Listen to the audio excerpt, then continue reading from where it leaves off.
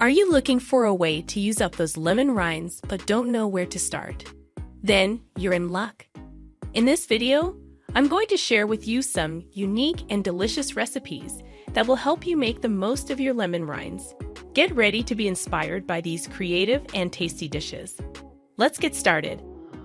Lemon rinds are packed full of flavor and can be used in a variety of recipes.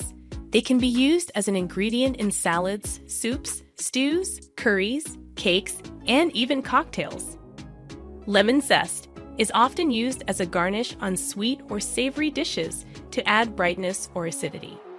You can also make candied lemon rinds, which add sweetness and texture to baked goods like cookies or muffins. But that's not all. If you're looking for something different, why not try making some savory lemon rind pesto? Or how about adding freshly grated zest into your favorite smoothie for an added zing? You can make a variety of recipes with lemon rinds, including salads, soups, stews, curries, cakes, cocktails, and even candied lemon rinds. You can also use the zest as a garnish on sweet or savory dishes to add brightness or acidity.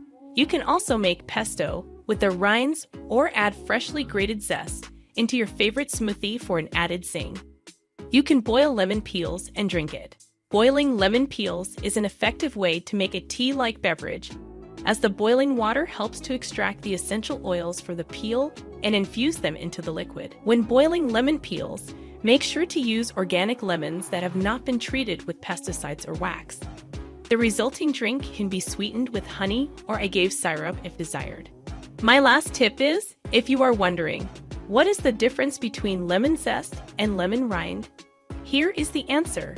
A rind is the entire covering of the fruit. The zest is just the very fine outer part. The significant difference between the two is the presence of a layer of thin white pith that lies between the peel and the fruit.